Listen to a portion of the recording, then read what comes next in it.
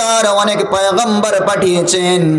পয়গম্বর যারা এসেছেন তারা হচ্ছেন সব থেকে হাই কোয়ালিটি ইমানদার মানুষ, ঠিক কিনা? নবীদের ইমান আমাদের ইমান কি সমান? বলেন। আমাদের ইমান তাদের ইমান সমান নয়। তাদের ইমান অনেক কঠিন। যত ইমান কঠিন তত পরীক্ষাও কঠিন, ঠিক না? ইব্রাহিম নবীকে আগুনে ফেলা হয়েছিল, ইউসুফ নবীকে কুয়ায়, জাকারিয়া আলাইহিস সালাতু ওয়াস সালামকে কোরআন দিয়ে ছেড়া হয়েছিল, ইউনুস নবীকে মাছের পেটে রাখা হয়েছিল। আমার নবীকে বহু দিক থেকে 13 বছর অত্যাচার সইতে হয়েছিল। এমন করে আল্লাহর নবী একজন ছিলেন, তিনি ছিলেন আইয়ুব আলাইহিস সালাতু ওয়াস সালাম। আইয়ুব নবী চেনেন কি? আইয়ুব নবী, আইয়ুব আলাইহিস সালাতু ওয়াস সালাম তিনি আল্লাহর এত ইবাদত করতেন। ইবাদত করার কারণে রব্বুল আলামিন একদিন আসমানের উপরে ফেরেশতাদেরকে ডাকলেন, সাথে ইবলিস তখন ছিল। এখন তো দেখেন যখন বৃষ্টি হয় অনেক সময় দেখেছেন বাজ পড়ে, বজ্রাঘাত পড়ে, পড়ে কি পড়ে না? আপনাদের এখানে পড়ে তো? হুজুর সব জায়গায় তো পড়ে, তাই না? মুফাসসিরিনে কেরাম লিখছেন এই বজ্রাঘাত কেন পড়ে কি জানেন? 2টা কারণ আছে। কয়টা কারণ? 2টা কারণ। এক নাম্বার, যখন বৃষ্টি হয় তখন শয়তান ওই বৃষ্টির ফোঁটা ধরে ধরে উপরের দিকে যেতে লাগে। উপরের দিকে গিয়ে রব্বুল আলামিন কি আলোচনা করেন সেগুলো শোনার চেষ্টা করে। 2 নাম্বার, মুফাসসিরিনে কেরাম লেখেন এখান থেকে মেঘগুলো এই জায়গা থেকে হাঁকিয়ে অন্য জায়গায় নিয়ে যাবে বৃষ্টি দেওয়ার জন্য, সেই জন্য একটা ঘাত মারা হয়, সেটা সংঘাত হয়ে দুনিয়াতে পড়ে। যাই হোক না কেন, আমার নবী জন্ম নেওয়ার আগে যত নবী ছিলেন সব নবীদের ব্যাপারে যখন আলোচনা আসমানে চলতো, ওই ইবলিস আসমানে কান লাগিয়ে সব আলোচনা শুনতো। উপরে ওঠার জন্য পারমিশন ছিল না। কিন্তু যখন মুহাম্মদ সাল্লাল্লাহু আলাইহি ওয়াসাল্লাম জন্ম নিয়েছেন তখন থেকে ইবলিস আর উপরে যেতে পারে না, আসমানের সঙ্গে কান লাগানোর কোনো সুযোগ নাই। এবার আইয়ুব আলাইহিস সালাতু ওয়াস সালামের ব্যাপারে রব্বুল আলামিন যখন বললেন, শোনো ও ফেরেশতারা তোমরা তো আমার ইবাদত করো, কিন্তু আইয়ুব বলে আমার একজন গোলাম, তার ইবাদতের কাছে তোমাদের কারোর ইবাদত কোনো কাজে আসবে না। কারণ আমার আইয়ুব এত ইবাদত করে, আমি দেখি আমার বান্দাদের মধ্যে সর্বশ্রেষ্ঠ যেন তার ইবাদত। যখন এই কথা বলল ফেরেশতারা সবাই বললেন, রব্বুল আলামিন আইয়ুব কেন করবেন না ইবাদত? আপনি আইয়ুবকে দেশের সম্রাট বানিয়েছেন, রাজা বানিয়েছেন, প্রধানমন্ত্রী বানিয়েছেন এবং তার কোনো দিক থেকে কোনো অভাব দেন নাই। বিলাসবহুল বিশাল অট্টালিকা, বালাখানা, হাজার হাজার বিঘা জমি, তার পশুপালক, অনেক কিছু রয়েছে সম্পদ দুনিয়ার মধ্যে। আপনি তার যা সম্পদ দিয়েছেন এত সম্পদ তো কারো নাই, তাহলে ওই আইয়ুব কেন আপনার ইবাদত করবে না? আপনি আইয়ুবের সব ধন সম্পত্তিগুলো ছিনিয়ে নেন, দেখবেন আইয়ুব আপনার ইবাদত আর করবে না। কথাটা কাদের সাথে হচ্ছে? চিল্লা এখন কাদের সাথে? আল্লাহর সাথে ফেরেশতাদের হচ্ছে। তখন ফেরেশতারা বলে, ও রব আপনি তাদের সব কিছু ছিনিয়ে নেন, দেখবেন ওই আইয়ুব আপনার ইবাদত করবে না। আপনি এত সম্পদ তারে দিয়েছেন, ওই সম্পদগুলো নিয়ে সে আনন্দের সঙ্গে মেতে আছে, কোনো টেনশন নাই, কোনো চিন্তা নাই, তাই তো আপনার ইবাদত করেছে।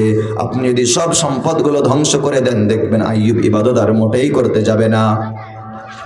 রব্বুল আলামিন বললেন, ওরে ফেরেশতারা শোনো, তোমাদের এই ধারণা ভুল। আমি যদি আইয়ুবকে সম্পূর্ণ নিঃস্ব করে দেই তবু ইবাদত করা ছাড়বে না। আইয়ুব নবী শেষ পর্যন্ত ছেড়েছিলেন ইবাদত করতে? বলেন, ছাড়ে নাই। আজকের আমি ভাবলাম এই নবীর ঘটনা থেকে বিশাল একটা শিক্ষা দেওয়া যাক। এবার এই ঘটনাটা স্টার্ট করা হবে ইনশাআল্লাহ তাআলা। তার আগে একটা কথা বলি, এই দুনিয়ার মধ্যে রব্বুল আলামিন আমাদেরকে এমনি রাখেন নাই। রব্বুল আলামিন আমাদেরকে দুনিয়ার জিন্দেগিতে হায়াতে থাকতে থাকতে কয়টা প্রশ্ন করবেন জানেন? কয়টা পরীক্ষা নেবে জানেন? যুবক ভাইরা, এই দুনিয়াতে যদি জন্ম নাও তোমার জন্য 5টা প্রশ্ন সব সময় রেডি হয়ে আছে। কয়টা প্রশ্ন? রব্বুল আলামিন বলেন, وَلَنَبْلُوَنَّكُمْ بِشَيْءٍ مِّنَ الْخَوْفِ وَالْجُوعِ وَنَقْصٍ مِّنَ الْأَمْوَالِ وَالْأَنفُسِ وَالثَّمَرَاتِ وَبَشِّرِ الصَّابِرِينَ وَلَنَبْلُوَنَّكُمْ بِشَيْءٍ ও গোলাম, আমি তোমাদেরকে বেশ কিছু বিষয় তোমাদেরকে আমি অবশ্যই পরীক্ষা নেব। রব্বুল আলামিন বললেন, এক নাম্বার খৌফ, ভয় দিয়ে। ওয়ালানাবলুওয়ান্নাকুম বিশাইইম মিনাল খাউফি, ভয় দিয়ে, ওয়াল জুই, ক্ষুধা দিয়ে, অভাব দিয়ে, ওয়ানাকসিম মিনাল আমওয়াল, তোমার সম্পদগুলো নষ্ট করে দিয়ে। 4 নাম্বার ওয়াল আনফুসি, তোমার জানের দিক থেকে। 5 নাম্বার ওয়াস সামারাত, তোমার ফসল ক্ষেত খামারের দিক থেকে। তাহলে বলেন আল্লাহ কয়টা পরীক্ষা আমাদের নেবেন? কয়টা? এটা অনেকের হয়নি আপনাদের? বলেন। অনেক সময় ঝড় হয়ে সব ধানগুলো শুয়ে যায় না? অনেক সময় টাকা পয়সা ছিল, হঠাৎ করে টাকা পয়সাগুলো মার খেয়ে যায় না? যায় কি যায় না? অনেক সময় অনেক রকম জানের ওপরে পরীক্ষা আসে না? এই যে 5টা প্রশ্ন রব্বুল আলামিন পরীক্ষা স্বরূপ আমাদের সামনে রাখলেন, এর উত্তর আল্লাহ রব্বুল আলামিন দিয়েছেন। এই পরীক্ষাটা আইয়ুব আলাইহিস সালাতু ওয়াস সালামের উপরে আসলো। যখন রব্বুল আলামিন এই রকম আলোচনা চালাচ্ছেন, ফারিস্তারা শুনছে, রব্বুল আলামিন শুনছেন, একে অন্যের সাথে কথা হয়। এমতো অবস্থায় শয়তান জোর সাউন্ডে বলে, ও আল্লাহ, আপনার কথাটা ভুল, আর ফারিস্তারা যেটা বলছে এটা ঠিক। দেখেছেন কতটা মাথা গরম করেছে? আবার শয়তানিটা একবার দেখেন। আমি একটু আপনাদের দেখাচ্ছি যে কি রকম রেঞ্জে সে পৌঁছে যাচ্ছে। তবে কিন্তু আজকের আপনাদের মানে মূল হেডিং হচ্ছে বায়ানের সবর, ধৈর্য। কি বললাম? ধৈর্য। প্রশ্নের উত্তরটা শেষে আসবে। রব্বুল আলামিন বললেন, শয়তান তুই যেটা বললি সেটাও ভুল, তোর কথাটাও ঠিক নয়, কারণ আমি যেটা বললাম সেটা হবে সঠিক। ফারিস্তারা আর কোনো কথা বলে না। এদিকে শয়তান আল্লাহর সঙ্গে তর্ক বিতর্ক করতে আরম্ভ করলো।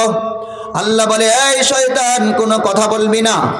আমার আইয়ুবকে আমি আল্লাহ খুব ভালোভাবে চিনি। আমার আইয়ুবের যত সম্পদ আমি চিনিয়ে নেই না কেন, আমার আইয়ুব এখন যেমন ইবাদত করছে, আগামীতে আরো বেশি করবে, তো কম করবে না।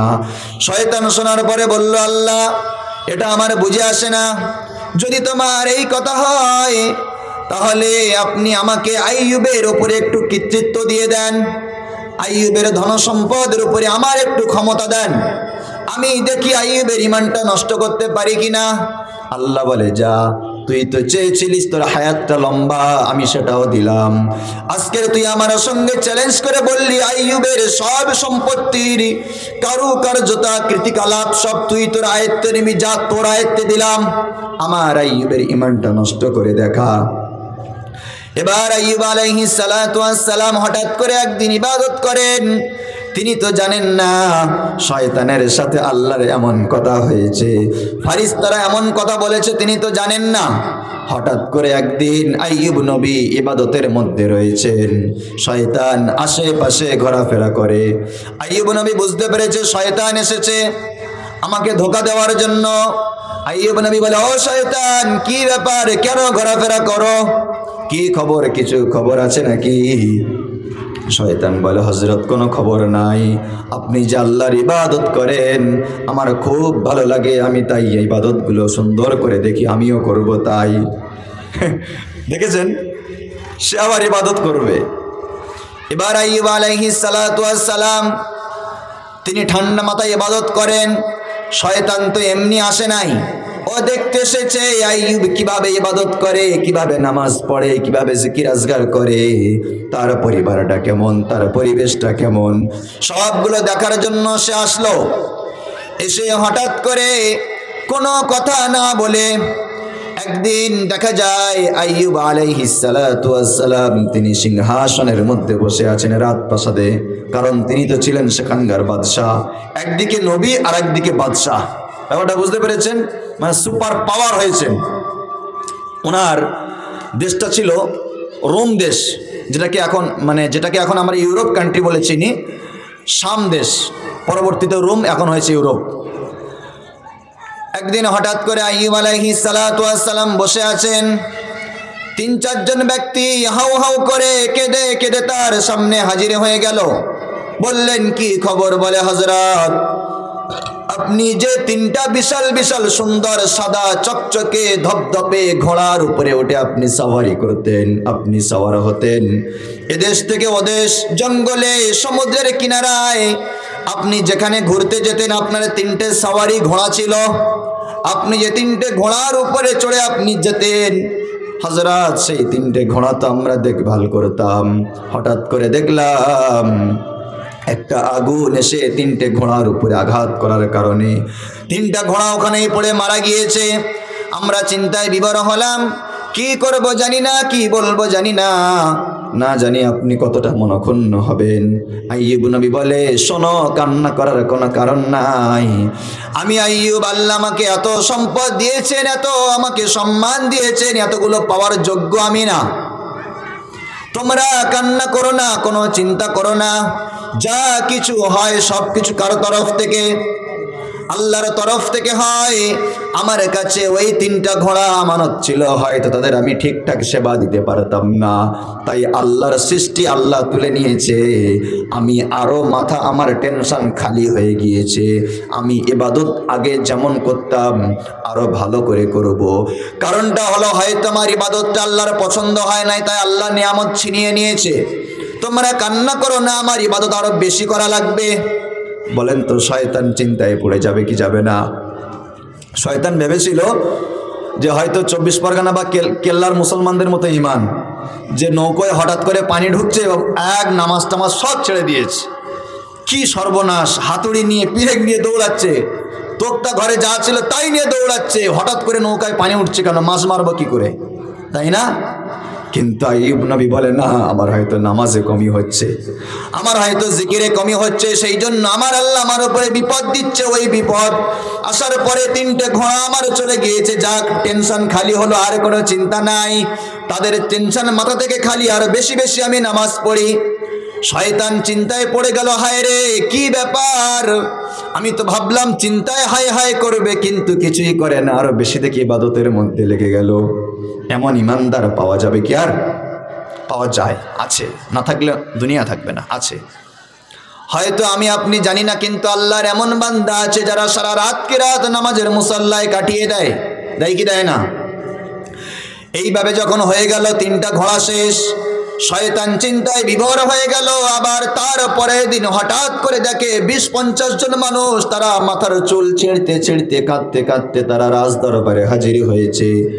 বলে, কি হয়েছে? বলে, এত কান্নাকান্নি কেন, কি খবর তোমাদের?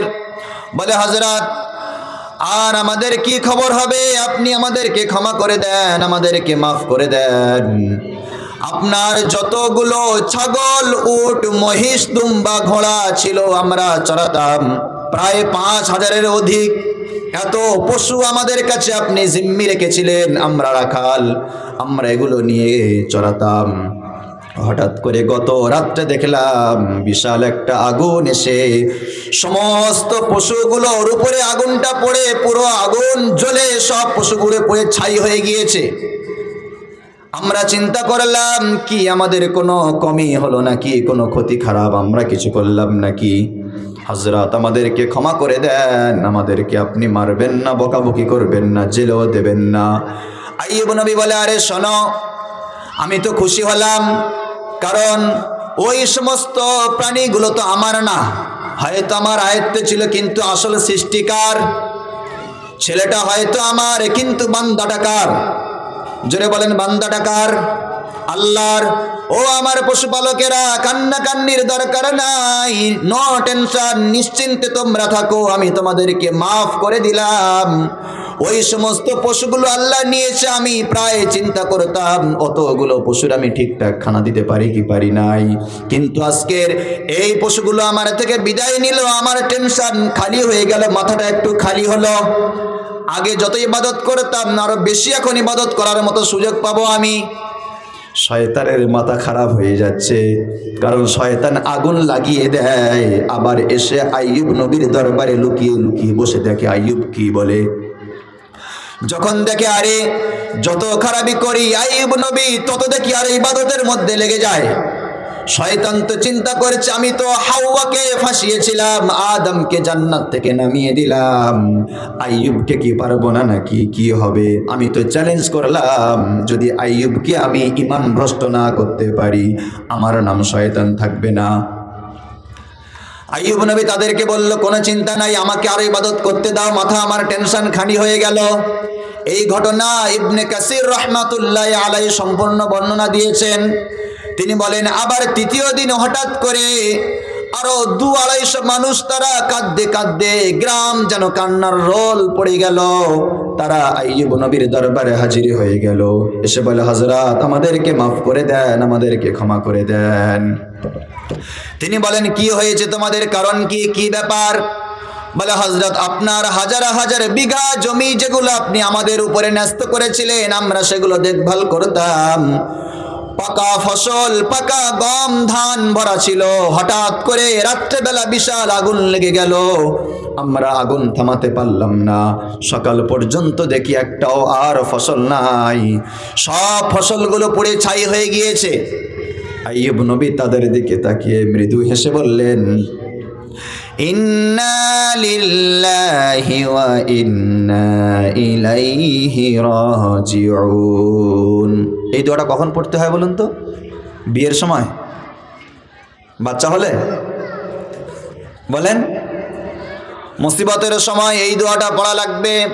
তখন আইয়ুব নবী বললেন তোমাদের কান্না করার কোনো কারণ নাই, আমার যেন মনে হচ্ছে আমার এত সম্পদ থাকার কারণে হয়তো আল্লাহ আমার উপরে নারাজ হয়েছিলেন, আমার থেকে তিনি সম্পদগুলো নিয়ে নিচ্ছেন, নিয়ে আমাকে তিনি টেনশন খালি করাচ্ছেন, কারণ টেনশন যত আমার খালি হয়ে যাবে আমি রব্বুল আলামিনের ইবাদত করার সুযোগ তত আরো বেশি পাবো।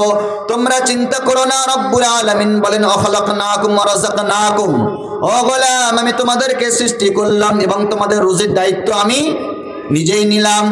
আমাদের খাওয়ান কে বলেন? এই দুনিয়ার মধ্যে যত পাখি আছে সব পাখিগুলোর খাওয়ান কারা? দুনিয়ার কোনো এমন সংস্থা আছে নাকি এই দেশের পাখিগুলো খাওয়ায়? এমন কোন জায়গা আছে নাকি জঙ্গলের সব জন্তুগুলোকে কোনো একটা মানুষ খাবার দেয়? আছে? তাহলে মুমিন তুমি কেন এত খাওয়ার জন্য আন্দোলন করো? এই দুনিয়ার মধ্যে তুমি ভালো করে বিবেক বিবেচনা করে দেখো, আমরা হচ্ছে আশরাফুল মাখলুকাত, রব্বুল আলামিন আমাদের সম্মান দিলেন, ওয়া কাররামনা বানি আদম। রব্বুল আলামিন বললেন আমি আল্লাহ তিনটে জাতি বানালাম, 1 নাম্বার ফারিস্তা, 2 নাম্বার জিন, 3 নাম্বার ইনসান। আমি আল্লাহ এই 3 জনের মধ্যে বানি আদমকে অতি সম্মানিত করেছি। করেছি কি করে নাই বলেন? আমাদের সম্মান বেশি না কম? বেশি। রব্বুল আলামিন আমাদের এত সম্মানিত করেছেন, তা সত্ত্বেও দেখবেন আমরা খাওয়ার জন্য আন্দোলন করি কি করি না বলেন? সমুদ্রে বিশাল বিশাল তিমি হাঙর রয়েছে, কত প্রাণী আছে, তারা জীবনে খাওয়ার জন্য আন্দোলন করে না, কিন্তু মানুষ খাওয়ার জন্য আন্দোলন করে। কারণটা কি? আমরা তো শ্রেষ্ঠ সৃষ্টি, আমরা তো শ্রেষ্ঠ মাখলুক, আমরা কেন আন্দোলন করব? সব থেকে ভালো ক্লাসের ছেলেটা যে, তার দিকে স্যারের ধ্যানটা বেশি থাকে কি থাকে না?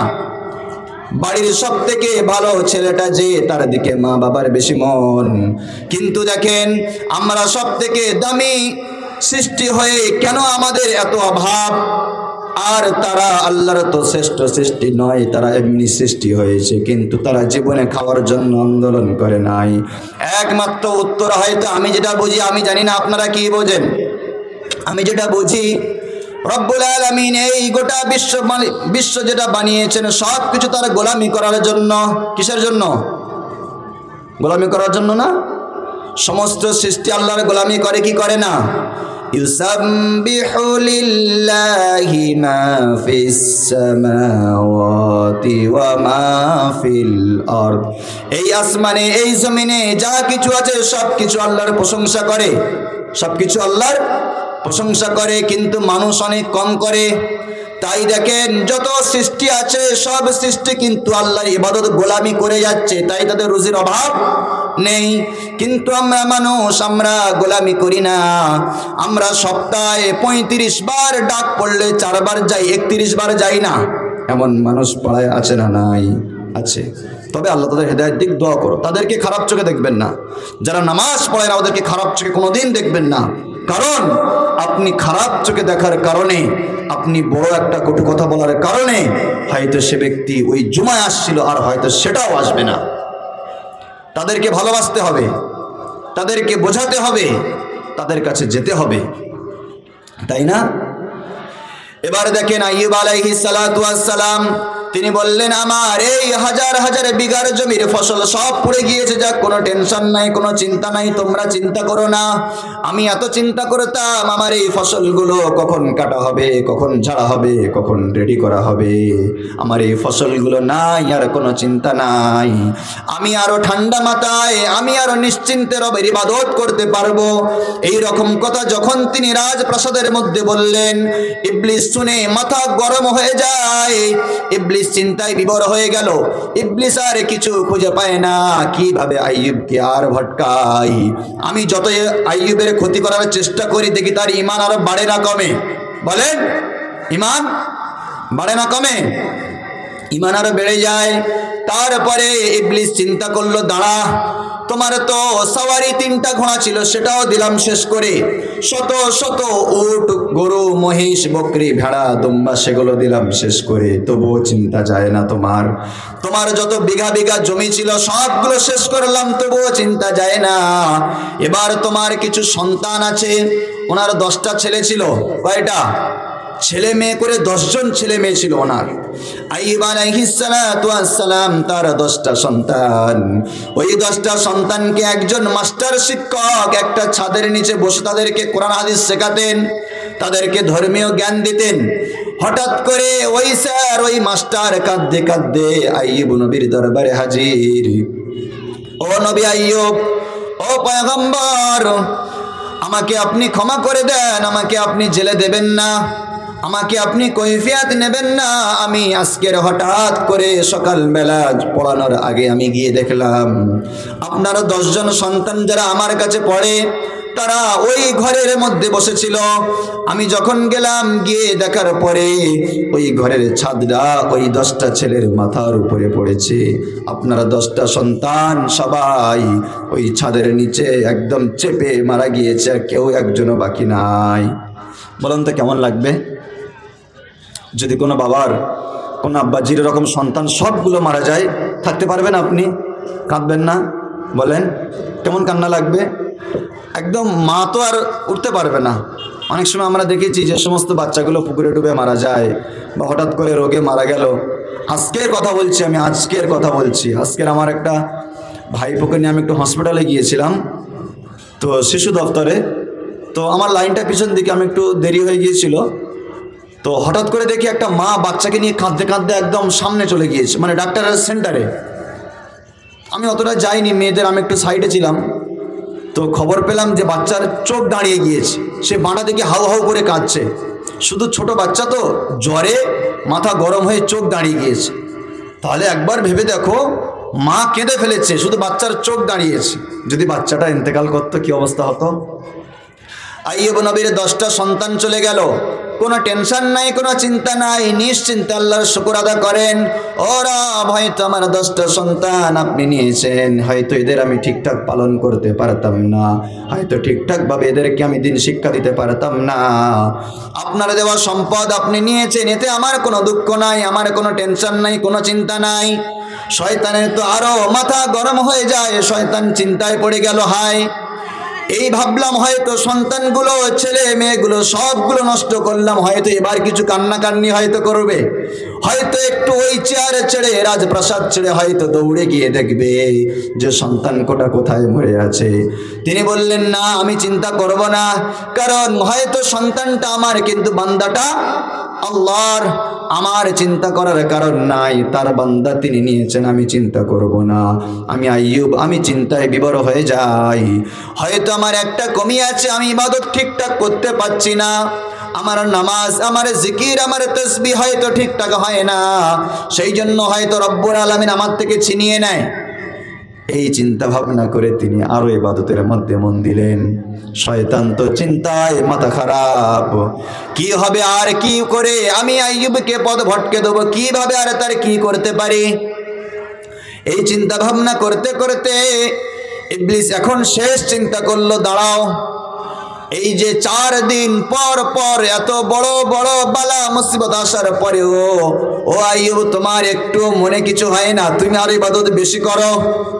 এবার একটা শেষ কাজ আমি করি। রাত্রেবেলা সব মানুষ রাজপ্রাসাদে যারা যেখানে ঘুমায় সেখানে সবাই ঘুমিয়ে আছে। হঠাৎ করে আইয়ুবের রাজপ্রাসাদগুলো এত বিশাল প্রবল ঝড় বৃষ্টি আসলো, পুরো রাজপ্রাসাদ রাজবাড়ি একদম সব কিছু ভেঙে চূর্ণ চূর্ণ হয়ে গেল, কিছু আর নাই। যত মানুষ ছিল সব মানুষগুলো মারা গেল, কেউ আর বেঁচে নাই। মাত্র 5 জন মানুষ বেঁচে আছেন, আইয়ুব নবী আছেন আর 4 জন বিবি সাথে বেঁচে আছেন। সকালবেলা ঘুম থেকে উঠে দেখে পুরো রাজপ্রাসাদ একদম ধূলিসাৎ হয়ে গিয়েছে, কিছুই নাই, সব মানুষগুলো লাশ হয়ে গিয়েছে, আর কেউ বেঁচে নাই। একমাত্র 4টা বিবি আর তিনি বেঁচে আছেন। এবার বিবিগুলো বলছে, হযরত ঘর বাড়ি তো ভেঙে গিয়েছে, কি করা যাবে, আর কি করব আমরা। আইয়ুব নবী বলে, শোনো, চিন্তার কোনো কারণ নেই, কারণ এই যা কিছু হচ্ছে সব কিছু দেখছেন একজন, তিনি কে? তিনি কে? আল্লাহ। সব কিছু আল্লাহ দেখছেন। আর রব্বুল আলামিন তো বলেছেন, আমি তোমাদের পরীক্ষা নেব ক্ষতি খারাপ করে। ওয়ানাকসিম মিনাল আমওয়াল, তোমাদের সম্পদের মধ্যে ক্ষতি দেব। সম্পদের মধ্যে ক্ষতি খারাপ আসবে, হঠাৎ করে ঘরের দেওয়ালটা ভেঙে পড়ে যাবে, হঠাৎ করে ঘরের ছাদটা ভেঙে যাবে। তাই বলে দৌড়ে গিয়ে সঙ্গে সঙ্গে লোন নিলে চলবে না, সুদের কারবারে ঢুকলে চলবে না, কারণ যখন বিপদ আসবে তখন ডাকবেন কাকে? রব্বুল আলামিন বলেন, ওয়াস্তাঈনু বিস-সাবরি ওয়াস-সালাহ, ও গোলাম, যখন তোমাদের কোনো সাহায্যের প্রয়োজন হবে তোমরা 2টা অপশনে গিয়ে সাহায্য পাবে। 1 নাম্বার, ওয়াস্তাঈনু, তোমরা সাহায্য চাও বিস-সাবরি, সবরের দ্বারায়। কিসের দ্বারায়? আইয়ুব নবীর যে এত ক্ষতি খারাপ আস্তে আস্তে হচ্ছে, উনি সবর করছে কি করে না? বলেন, উনি তো সবর করেই যাচ্ছে। সবর আর কত করবে? যদি আপনার এমন ক্ষতি হয় আপনি কি আর থাকতে পারবেন? আপনি 5 ওয়াক্ত নামাজ পড়তেন, হঠাৎ করে ঝড়ে নদী এলাকায় আপনার ঘরের ছাদটা উড়ে গিয়েছে, সেদিন এশারের নামাজ আর পড়া হবে নাকি? বলেন, এশারের নামাজ আর পড়া হবে? যদি আসরের সময় যায় ছাদটা উড়ে, চালটা উড়ে, যদি গোয়াল ঘরটা পড়ে যায় আর মাগরিবের নামাজ পড়া হবে নাকি? আইয়ুব নবী বলে, আরে সবগুলো যায় যাক, আমার রবের ইবাদত যেন আমার থেকে কম না যাক। এবার যখন সব রাজপ্রাসাদ ভেঙে চুরমার হয়ে গেল, কেউ নাই, চারিদিকে ধু ধু ময়দান, ইবলিস এবার আসলে এসে বলছে, আইয়ুব, তুমি তো যে রবের ডাকো, যে খোদার ডাকো, যে আল্লাহর ডাকো, সে তো তোমার কোনো কাজে আসে না। তুমি যদি কোনো আল্লাহ ছাড়া অন্য কারোর ডাকতে তোমার কাজে আসতো, তুমি পূজা পাঠে লেগে যাও, তুমি আর আল্লাহকে ডেকো না। তুমি আরাধনা অন্য দেবদেবীর করো, তুমি আর আল্লাহর করো না। কারণ যে আল্লাহ তোমার এত বালা মুসিবত সব কিছু দেখার পরেও যে আল্লাহ তোমার দোয়া কবুল করে না, তোমার ঠিকঠাক সব কিছু করে দেয় না, সে আল্লাহর ডেকে তোমার লাভটা কি? আইয়ুব নবী বলে, এখান থেকে সরে যাই প্লিজ, তোকে আমি খুব ভালোভাবে চিনি। তুই বাবা আদমকে ঠকিয়েছিলিস, মা হাওয়াকে ঠকিয়েছিস, আমাকে ঠকাবি বলে নাকি? বরং তোর এই যুক্তি শুনে যদি কিছুক্ষণের জন্য আমি এই কথা মেনে নেই, তবে আমি আরো বেশি ইবাদত করে আমার রবের মনটা খুশি করে দেব। সুবহানাল্লাহ। দেখেছেন ইমানটা কোথায়? মানে সবরের হেডিং এর উপরে আমি আসছি, ব্যাপারটা বুঝতে পেরেছেন? এবার 4 জন বিবি নিয়ে একটা কোণে ঘর বানানো হলো। ঘর বানানোর পরে সেখানে 1 মাস 2 মাস 6 মাস পর্যন্ত থাকেন, কোনো সমস্যা নাই, যা কিছু আছে খাওয়া দাওয়া করেন, কোনো সমস্যা নাই। ইবলিস ক্রমাগত আসে আইয়ুব নবীর কাছে আর বহু রকমের কুমন্ত্রণা দেয়, ও আইয়ুব এই হলো তাই হলো, দেখো এত কিছু হলো, কিছু নাই। 4টা বিবিও ভালো করে খেতে পায় না, তুমি সব কিছু ছেড়ে দাও। শেষে নবী বললেন, ও শয়তান, এইবার শেষ ওয়ার্নিং দিচ্ছি, আমার ধারে পারে আর আসবি না। আইয়ুব নবী এমন কথা বলার পর শয়তান বলল, আচ্ছা শোনো, আমি তোমার ভালো যুক্তি দেওয়ার জন্য, ভালো পরামর্শ দেওয়ার জন্য তো আসলাম, তুমি হয়তো আমার পরামর্শ নেবে না, আমি জানি তুমি আমার কথা বুঝবে না, তুমি এই গর্তে আছো, থাকো। বলে ইবলিস বলে, এবার আমি চলে যাব, তবে শেষে একটা কথা বলি রে আইয়ুব, সেই কথাটা কানে কানে বলা লাগবে, গোপনীয় কথা। আইয়ুব নবী আরে বলে, বল, দূর থেকে বল। বলে, না, গোপন কথা দূর থেকে বলা যাবে না, কাছাকাছি এসে বলা লাগবে। আইয়ুব নবীর কানটা শয়তান নিজের মুখের ধারে নিল, গোপন কথা বলা দূরের যাক, শয়তান পাপাচার দুষ্ট ইবলিস আইয়ুব নবীর নাকে আর কানের মধ্যে ফুঁক দিয়ে দিল। ঘটনা মনে আছে টুকটাক? কানে পড়েছিল কি ব্যাপারটা? একটু বলি এই জন্য যে পার্থিব জীবনে আমাদের কতটা সবর বলে একটা জিনিস প্রয়োজন। রাস্তায় যখন আপনি ড্রাইভ করবেন, যখন আপনি গাড়ি চালাবেন, আপনি মনে করবেন না যে পুরো রাস্তাটা এরকম সুন্দর। অনেক জায়গায় এমন আছে বাম্পার, অনেক জায়গায় পানি, অনেক জায়গায় কাদা, অনেক জায়গায় গাড্ডা, সব কিছু কাটিয়ে গন্তব্যে পৌঁছানোর নাম হচ্ছে ড্রাইভার, ঠিক কিনা? এই দুনিয়ার জীবনটা ঠিক তেমন। কখন একটা মুমিনের জন্য কান্না, কখন হাসি, কখন দুঃখ, কখন কষ্ট, কখন চিন্তা, কখন টেনশন, কখন পেরেশান, কখন বিপদ, সব কিছু কোরআন হাদিসের উপর দিয়ে সুন্দরভাবে জীবনটা পার করার নাম হচ্ছে মুমিন। নাম হচ্ছে কি? মুমিন।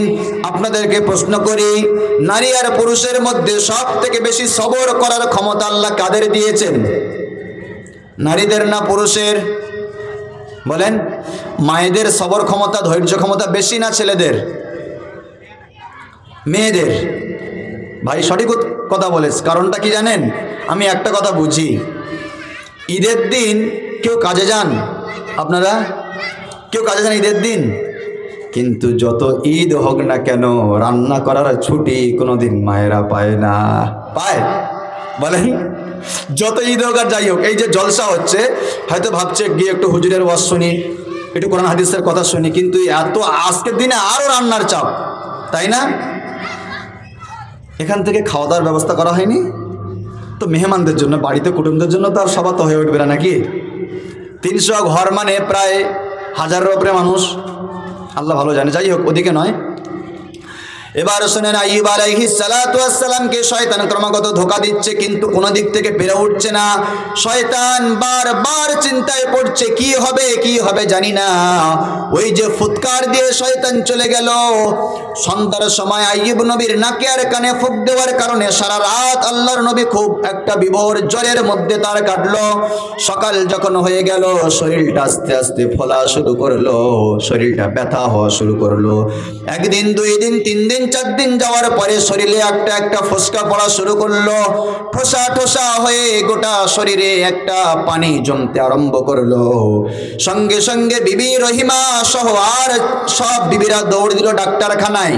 ও ডাক্তার, আপনি আসেন, হাকিম সাহেব, আমাদের নবী আইয়ুব, আমাদের স্বামী, দেখেন কি হয়েছে কি হয়েছে, আমরা কিছু বুঝি না।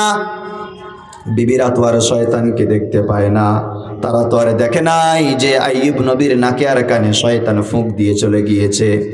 এবার বিবিরা চিন্তায় বিভোর হয়ে যায়। আইয়ুব আলাইহিস সালাতু ওয়াস সালাম আর হাঁটতে পারে না, চুপচাপ শুয়ে আছেন, ওঠার মতো ক্ষমতা নাই, তিনি চুপচাপ বিছানায়। এবার ডাক্তার এসে বলে, শোনো, এই যে রোগটা হয়েছে, এই রোগের কোনো চিকিৎসা নাই, এটা হচ্ছে মরণাপন্ন রোগ, এই রোগের কোনো ট্রিটমেন্ট নাই, কোনো ওষুধ নাই, এটা হচ্ছে ছোঁয়াচে রোগ। এই রোগের কাছে যারা থাকবে, যারা এর সাথে ওঠা বসা করবে, তাদের মধ্যেও হতে পারে। এটা হচ্ছে একটা ব্যাধি, যে ব্যাধির কোনো চিকিৎসা এখন আমাদের কাছে নাই। এবার সব বিবিরা আতঙ্কে রয়ে গেল, কিন্তু একজন বিবি আতঙ্কের মধ্যে নেই। সেই বিবির নামটা কি বলেন? রহিমা। সেই বিবি আতঙ্কের মধ্যে নেই, কারণ তার ভালোবাসা ছিল অপূর্ব, কারণ তিনি হচ্ছেন একজন নবীর ঘরের মেয়ে। কারণ ইউসুফ নবীকে আপনারা চেনেন? ইউসুফ নবীকে, ইউসুফ নবীর সঙ্গে বিবাহ যারা হয়েছিল তার নাম কি? জুলেখা। জুলেখার গর্ভের সন্তান, তার ঘরের নাতি হচ্ছে মা রহিমা, তার ঘরের নাতি হচ্ছেন মা রহিমা। মানে আইয়ুব নবীর নানা শ্বশুর হচ্ছে ইউসুফ নবী। কে?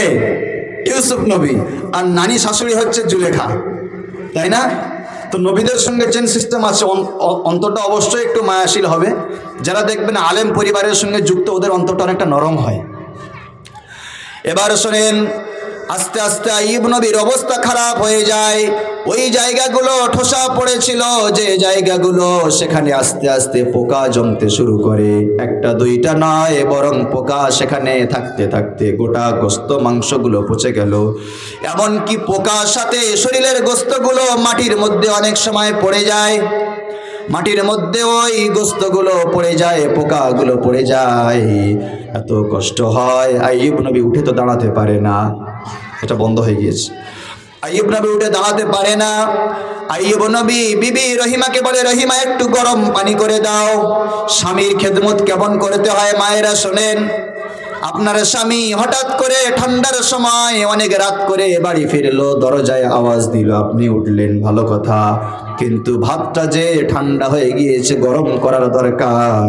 আপনার মনে নাই স্বামী ঠান্ডা ভাত খেয়ে শুয়ে পড়ে কি পড়ে না? সে পড়ে না? এবার শোনেন, বিবি রহিমা বলে, স্বামী আমার, আপনি চিন্তা করবেন না, আপনার শরীরে যত পোকা আছে সবগুলোর দায়িত্ব আমার। কিভাবে সাফ করব, কিভাবে কি করব, আপনার চিন্তা করা লাগবে না, সবকিছু আমি সাফ করে দেব, আপনি টেনশন নেবেন না। বিবি রহিমা স্বামীর জন্য খেদমতে নিয়োজিত হয়ে গেলেন। এবার 1 মাস 2 মাস 3 মাস 4 মাস, আস্তে আস্তে যত সময় গড়াচ্ছে তত আইয়ুব নবী আরো জব্দ হয়ে যায়।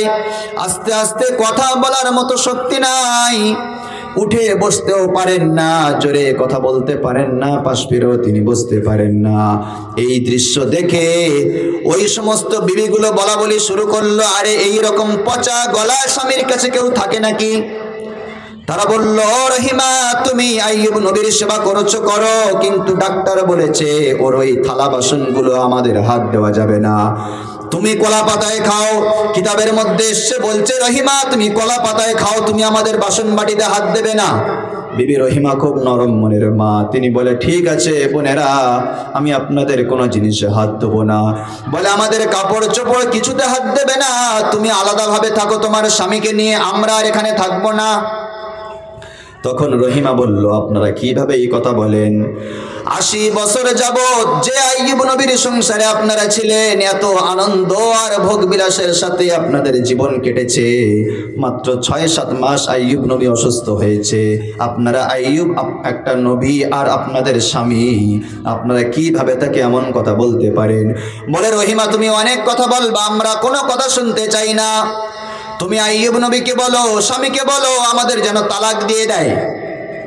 সেই সময় বিবি রহিমার কলিজা ফেটে যায়, কিভাবে তার এই অবস্থায় তাকে এই কথাগুলো বলি। যদি তিনি শোনেন অন্য বিবিরা তারা বলছে তালাক নিয়ে নেবে, চলে যাবে, তাহলে তিনি এমন কষ্টে আছে, আরো কত কষ্টে যাবেন। বিবি রহিমা অল্প বয়সের মেয়ে, খুব বুদ্ধিমতী মেয়ে ছিলেন। তিনি তাদের কথা শুনে তাদেরকে শান্ত করলেন, বলে, বোন থামো, আমি তোমাদের ব্যবস্থা করছি। তাদেরকে বললেন, বোন তোমরা চিন্তা করো না, আমি একটা ব্যবস্থা করেছি। বলে, আরে রহিমা তুমি কি ব্যবস্থা করবে? পচা গলা, উঠে বসতেও পারি না, দুর্গন্ধ, আমরা টিকতেও পারি না, তোমার কি নাক নেই নাকি? এইভাবে আস্তে আস্তে তার 3 জন সঙ্গিনী তারা বিরোধিতা শুরু করলো। শুরু করার পরে তারা বলল, শোনো রহিমা, একটা ক্লিয়ার আমাদের হওয়া লাগবে, ঘরের মধ্যে মাছি পোকা মাকড় দুর্গন্ধ, ঘরে আর থাকা যায় না, পচা গলা, অর্ধ মরা লাশ, এই লাশের কাছে আমরা থাকবো না, আমাদেরকে যাওয়ার ব্যবস্থা তুমি একটু বলো, যেন আমাদেরকে তালাক দিয়ে দেয়। বলেন তো, যদি বাবার মরণাপন্ন অবস্থা হয়, ওই সময়ে যদি 3টা ছেলে আর 4টা মেয়ে এসে যদি বলে, আব্বা তুমি মরে যাও, দেখার দরকার নাই, জমির সইটা আগে আমাদের করে দাও, বাপের কলিজা ফেটে যাবে কি যাবে না? বাপের কলিজা ফেটে যাবে। যে স্বামী লক্ষ লক্ষ মেয়ে তার সামনে ছিল, সব মেয়েকে সাইড করে ঠেলে দিয়ে তোমাকে রানী করে তার স্ত্রী বানিয়েছে, আজকের স্বামীর বিপদের সময়, আজকের একটু সংসারে কষ্টের সময় মেয়ে বলছে, আমাকে রেখো না, তুমি আমাকে কি দিয়েছো, আমাকে বাপের বাড়ি তুলে দাও। এমন কথা শোনার পরে স্বামীর এই বুকটা ফেটে যাবে কি যাবে না? কি বলেন, কষ্ট হবে না? অবশ্যই কষ্ট হবে। সেই সময় রহিমা চিন্তা করলেন, না এমন কথা বলা যাবে না। তিনি আইয়ুব নবীর কাছে গেলেন, সালাম দিয়ে বলছেন, হযরত কেমন আছেন? আপনার এই অবস্থা, আমি একা রহিমা খেদমত করতে পারছি। আমাদের সংসারে বড় অভাব, আমরা 5 জন মানুষ ঠিকঠাক তো খাওয়া পাই না। আপনার 3 জন বিবি তারা বলছে একটু কিছু দিনের জন্য মায়ের বাড়িতে যাবে, তারা এখানে থাকছে কিন্তু তাদের কষ্ট হচ্ছে, তারা একটু যাবে বলছে, আপনি যদি অনুমতি দিতেন। সেই সময় আইয়ুব নবী বলে, হ্যাঁ ও রহিমা, আমি তো নবী এই চিন্তা করেছিলাম, কিন্তু আমি তো লজ্জায় বলতে পারিনি। আমি যখন বিছানায় শয্যায় শয়িত হলাম তখন আমি ভাবলাম তোমাদের খানা পিনা অসুবিধা হয়। আমি তখন ভেবেছিলাম যে তোমাদেরকে যদি কেউ মায়ের বাড়ি যেতে চায় পাঠিয়ে দেব, কিন্তু হয়তো ভাববে আমাদেরকে তাড়িয়ে দিচ্ছে, কিন্তু লজ্জায় আমি বলতে পারিনি। যদি আজকের তারা স্বেচ্ছায় যেতে চায় তাদেরকে অনুমতি দিয়ে দাও। যখন বিবি রহিমা এমন সুন্দর কৌশলে স্বামীর কাছ থেকে অনুমতি নিলেন, অনুমতি নেননি, যদি তখন তিনি বলতেন যে ওদের আপনার কাছে তালাক চাচ্ছে, ওদেরকে তালাক দেন, কত কষ্ট হতো।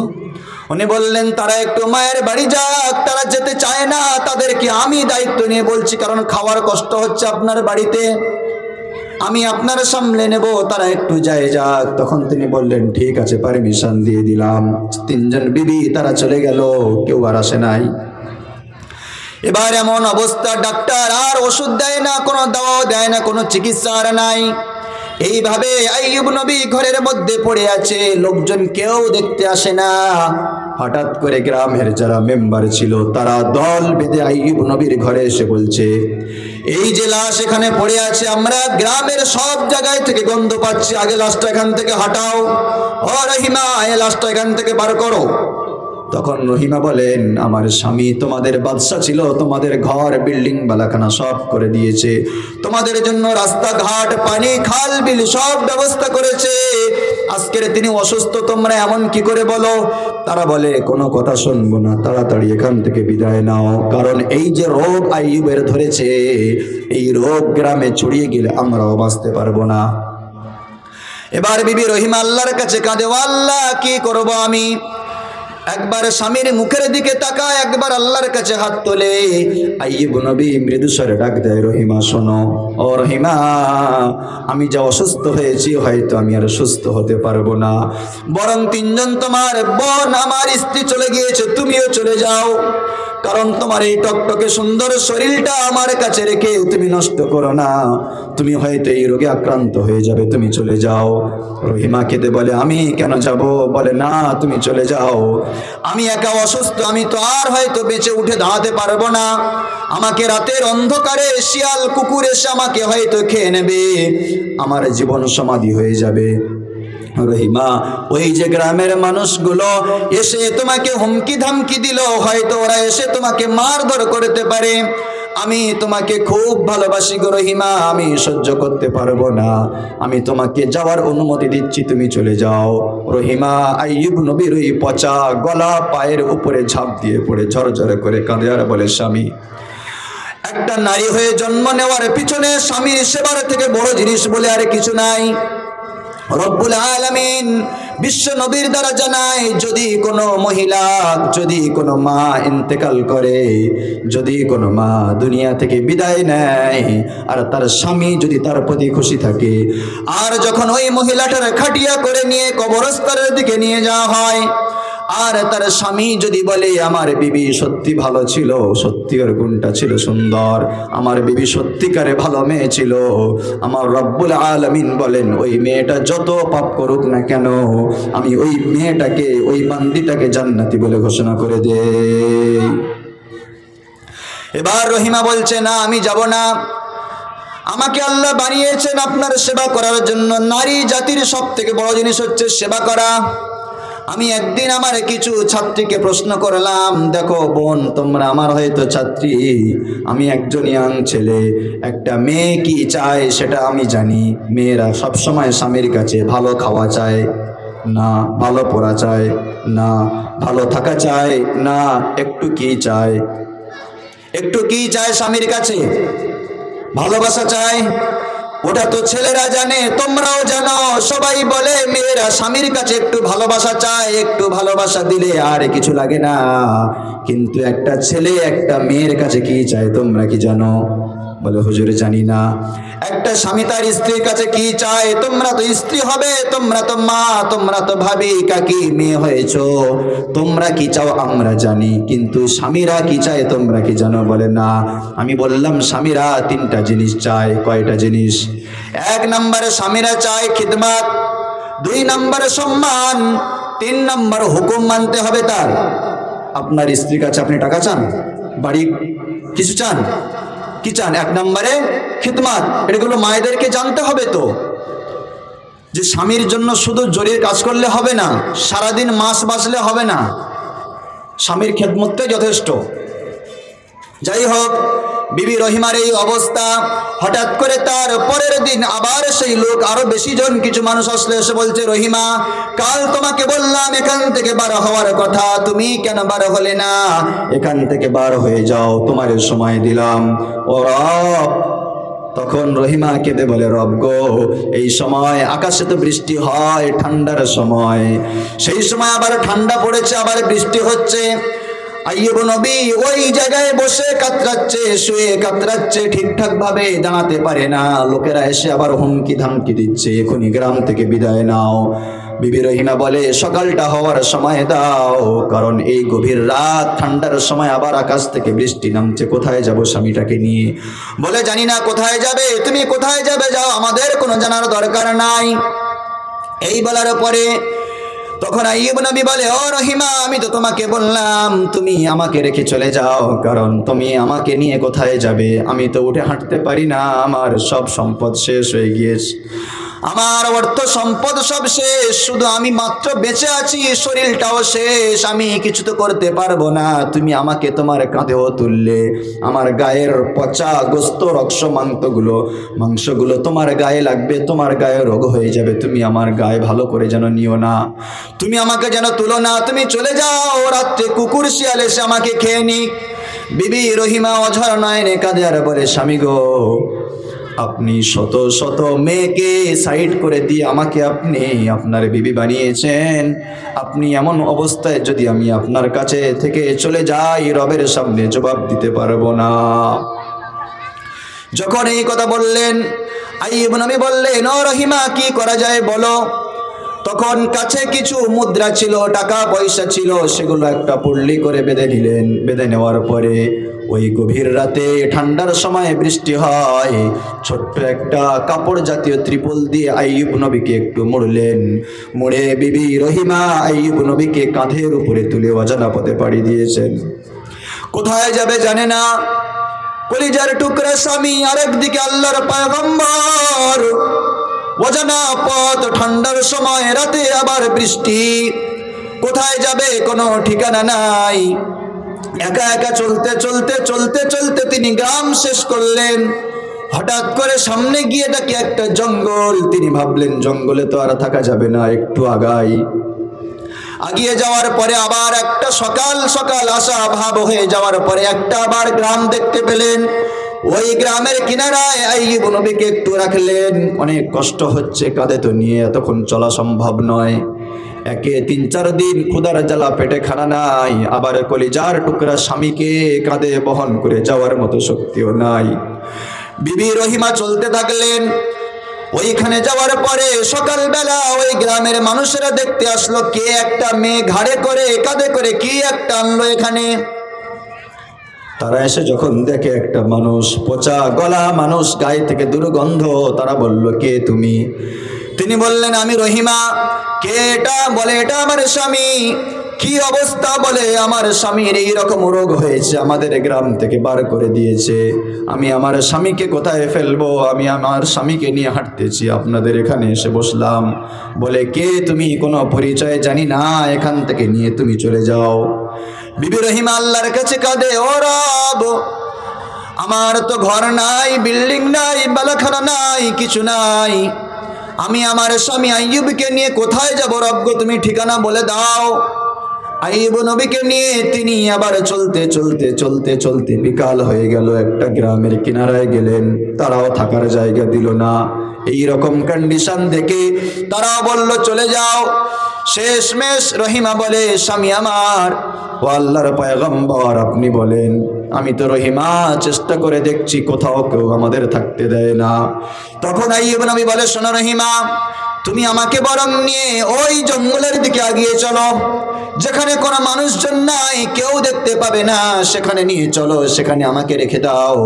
নচেত যদি তুমি আমাকে গ্রামের কিনারায় রাখো, এই গ্রামের পচা দুর্গন্ধ আমার গ্রামের মানুষ বুঝতে পেরে আবারও এসে আমাকে তাড়িয়ে দেবে। এটাই সিদ্ধান্ত নিলেন বিবি রহিমা। স্বামীকে কাঁধে করে তুলে তিনি নিয়ে চলে যাচ্ছেন। একদম গভীর জঙ্গলের মাঝখানে তিনি স্বামীকে রেখে দিলেন। কিছু পাতা আর ঘাস দিয়ে, কিছু কাঠ দিয়ে একটু ছাউনি মতো করে দুইজনা আছেন। এবারে স্বামীর কাছে বলে, স্বামী, আমরা তো জানটা আছে কিন্তু খানা নাই, পানি নাই, কি করে বলেন, কি করে আমাদের চলবে? সকাল থেকে বিবি রহিমা আইয়ুব নবীর গায়ে যত পোকা মাকড়, যত যা কিছু ছিল সব কিছু তিনি সাফ করে 10টা 11টা দুপুর পর্যন্ত তিনি গরম পানি করে আইয়ুব নবীর গায়ে পোকাগুলো একটু ধুয়ে দেয়, ক্ষতগুলো ধুয়ে দেয়, তিনি আরাম পান, একটু হাওয়া বাতাস করে দেয়। এইভাবে কদিন আর চলবে, বেশি তো কিছু নাই। শেষে সিদ্ধান্ত নিলেন যে আমি ভিক্ষে করে আমার স্বামীর জান বাঁচাবো। আইয়ুব নবী বলে, আরে রহিমা, আমি তো পয়গম্বর, আমি তো নবী, নবীদের জন্য ভিক্ষা করা চলে না। বলে, তাহলে আমি লোকের কাছ থেকে কিছু ইনকাম করে আনি, লোকের বাড়িতে কাজ করে কিছু টাকা পয়সা আনি। বলে, হ্যাঁ, ওটা করতে পারো। বিবি রহিমা তিনি কিছুক্ষণ সকালবেলা স্বামীর খেদমত করে স্বামীর কাজকামগুলো বুঝিয়ে দেন। সকালবেলা বুঝিয়ে দিয়ে একটু সূর্য গরম হওয়া ভাব হয়, তিনি জঙ্গল থেকে বার হয়ে যান। তিনি বার হয়ে গ্রামে গিয়ে লোকের বাড়িতে কাজকাম করেন। কেউ একটু চাল, একটু গম, কিছু খাদ্য পানি যখন দেয়, ওগুলো এনে স্বামীকে খাওয়ান। আবার সকালবেলা সেম স্বামীকে একটু সিমসাম পরিষ্কার করে দিয়ে রেখে আবার তিনি চলে যান। এইভাবে তিনি গ্রামে কাজ করেন আর স্বামীকে এনে এনে খাওয়ান। কিন্তু ইবলিস দেখছে এই যে বিবি রহিমা আর আইয়ুব, এই দুজনে এখনো পর্যন্ত আল্লাহকে ছাড়া অন্য কাউকে তো ডাকে না, সব সময় আল্লাহর জিকির করেছে, তাসবিহ পড়েছে, স্মরণ করেছে।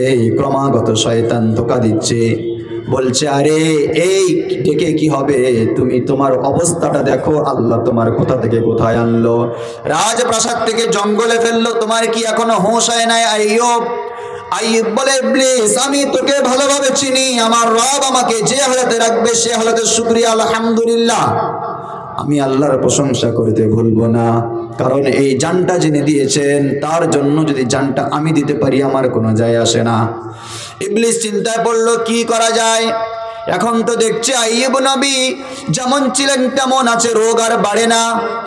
আর ওই রহিমা গ্রাম থেকে তিনি খানা এনে এনে প্রতিদিন খাওয়ায়। শয়তান চিন্তা করলো, যেমন জান্নাতে হাওয়াকে ধোঁকা দিয়েছিলাম, তেমন এখন আগে আইয়ুবকে না দিয়ে রহিমাকে ধোঁকা দেয়া যাক। আগে ধোঁকা দেবে কাকে বলেন? আগে বিবি রহিমাকে ধোঁকা দেবে। ইবনে কাসির রহমাতুল্লাহ আলাইহি তিনি পরিষ্কার লিখছেন, একদিন বিবি রহিমা তিনি গ্রাম থেকে মানুষের বাড়িতে কাজ করে করে ঝোলায় করে কিছু খাদ্য গম শস্য জব নিয়ে তিনি জঙ্গলের পথের দিকে রওনা হয়েছে। ইবলিস একটা মুরব্বী মানুষ সেজেছে, একটা বয়স্ক মানুষ সেজেছে, ধার্মিক মানুষ সেজেছে, সে যে পথের মধ্যে বসে আছে। যখন মা রহিমা ওইখান থেকে যায় তখন মৃদু সুরে বলল, মা তুমি কে? তখন রহিমা বললেন, আমি রহিমা। কি তোমার পরিচয়? কোথায় যাচ্ছ তুমি? এদিকে জঙ্গলের দিকে কেন যাও? এদিকে কোনো লোকজন তো থাকে না। তখন রহিমা বললেন, না, আমার স্বামী অসুস্থ, তিনি ওই জঙ্গলের মাঝখানে আছেন, তাই আমি প্রতিদিন গ্রাম থেকে খানা এনে এনে তাকে খাওয়াই। তখন ইবলিস বলল, তোমার স্বামী মনে হচ্ছে নবী আইয়ুব নাকি? বলে, হ্যাঁ। বলে, তোমার স্বামীর কি রাজপ্রাসাদ ছিল বিশাল বিশাল? বলে, হ্যাঁ। তোমার স্বামীর কি 10 জন সন্তান ছিল? বলে, হ্যাঁ। তোমার স্বামীর কি 3টা সুন্দর সুন্দর সওয়ারি হওয়ার জন্য ঘোড়া ছিল? বলে, হ্যাঁ। তোমার স্বামীর রাজপ্রাসাদে বহু হাজার হাজার মানুষ কাজ করতো? বলে, হ্যাঁ। তখন রহিমা অবাক মানে বললেন, কে আপনি? এতগুলো তথ্য আপনি কিভাবে দিলেন? কে আপনি? আপনার পরিচয় দেন।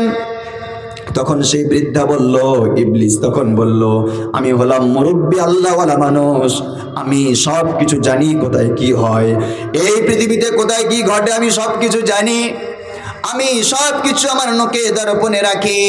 আমি বেশ কয়েকদিন দেখছি তোমার স্বামী অসুস্থ হয়েছে, তোমার স্বামীর যে রোগ হয়েছে ওই রোগ সারবে না ডাক্তার বলেছে। বলে হ্যাঁ, তবে একটা কথা বলি রহিমা, আমার পরিচয় এখন লাগবে না, যদি তুমি আমাকে বলো তোমার স্বামী কি খেলে সুস্থ হবে, কোন মেডিসিনে সুস্থ হবে, সেটা আমি বলে দিতে পারবো। তখন বিবি রহিমা বলল, বলেন। যদি কোনো স্বামী অসুস্থ হয় আর যদি কোনো স্ত্রীকে বলা হয় ওষুধটা বলে দেবো সুস্থ হয়ে যাবে, স্ত্রী আবেগ ভাবে সেদিকে তাকাবে কি তাকাবে না? বলে অবশ্যই বলেন। কোনো ডাক্তার তো পারে নাই, কেউ তো কোনো মতে সুস্থ করতে পারলো না, আপনি বলেন। সেই সময় ইবলিস বলল, একটা জিনিস আছে খাওয়াতে হবে, সেটা খাওয়ালে 3 দিনের মধ্যে সুস্থ হবে। কয় দিনের মধ্যে? 3 দিনের মধ্যে সুস্থ হবে। ও মুসলমান, কোরআনের আয়াত প্রথম বলেছিলাম শয়তান আমাদের জন্য কত বড় প্রকাশ্য দুশমন। ইন্নাশ শাইতানা লিল ইনসানি আদুউম মুবিন। রব্বুল আলামিন বলে, দেখো অনেকে হয়তো লুকিয়ে লুকিয়ে শয়তানি করে, লুকিয়ে লুকিয়ে দুশমনি করে, কিন্তু শয়তান হচ্ছে আদুউম মুবিন, প্রকাশ্য দুশমন। কি দুশমন? প্রকাশ্য দুশমন। তাই দেখেন শয়তান সেখানে আইয়ুব নবীর বিবি রহিমাকে বলছে, রহিমা 2টা ওষুধের নাম বলবো, তবে মনে হয় নবী হয়তো ওষুধগুলো খাবে না, নবী হয়তো ওষুধগুলো খাবে না, কারণ তোমাকে শুনে কেমন কেমন লাগবে। বলেন না কি ওষুধ নাম বলেন, দেখবো চেষ্টা করে। তখন বললেন শূকরের গোশত খেতে হবে আর কিছু মদ খেতে হবে। ওষুধের নাম বলেছে, শুনতে পেয়েছেন? কি নাম বললো? ইবলিস বলল, শোনো ও রহিমা, এই যে 2টা নাম বললাম, শূকরের গোশত আর মদ। তখন রহিমা চমকে উঠে, আস্তাগফিরুল্লাহ, খাওয়া যাবে না, তিনি নবী মানুষ, তিনি জীবনে খাবেন না, তিনি কোনোদিন খাবেন না। মেয়েদের মায়েদের মনটা নরম, ডাক্তারখানায় গেলে ভুলিয়ে ভালিয়ে ডাক্তার টাকাও ছেড়ে নেয়। গ্রামে অনেক ফেরিওয়ালা আসে, ভুলিয়ে ভালিয়ে মায়েদের কাছ থেকে টাকা নেয়, নেয় কি নেয় না? হঠাৎ করে জাদু দেখিয়ে টাকা নেয়। আমি যেখানে থাকি একজন জাদু দেখাতে আসলো, আমার চোখ তার উপরে পড়লো, আমি তার দিকে একবার তাকিয়েছি, সে বুঝতে পেরেছে এই লোকটা কিছু বলতে পারে। সে আর সেখানে জাদু দেখায়নি, যেখানে আমি থাকি সেখানে কথা বলছি। এমন সিস্টেম করা আছে গোটা এলাকার মধ্যে কোথাও কোনো ডিজে গান কোনো বিয়ে বাড়িতে বাজবে না, কোনো জাদুঘর ঢুকবে না, কোনো গান চালিয়ে কোনো ফুসকাওয়ালা কোনো বেকারি ব্যাপারী কেউ ঢুকতে পারবে না, নিয়ম করা আছে। ওই নিয়মটা আমার গ্রামে করা আছে, সেই ব্যক্তি হয়তো জানে না। খবর নিলাম সেই ব্যক্তি গ্রামের কিছুটা দূরে গিয়ে জাদু দেখিয়েছে, পাটা কেটে রক্ত ছড়াছড়ি করেছে মিথ্যাভাবে, বাচ্চাদেরকে ভয় দেখিয়ে টাকা নেওয়ার জন্য প্ল্যান করেছে।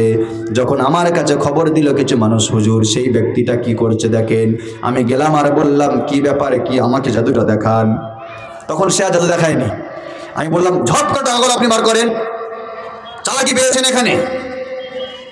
আলেমদেরকে কি মনে করেছেন এরা যেমন নরম তেমন গরম হয়? এমন ভাবে মিথ্যা জাদু দেখিয়েছে, বাচ্চাগুলোকে পাটা কেটে ছুরি গিতে দিয়ে আমি চোখে দেখেছি।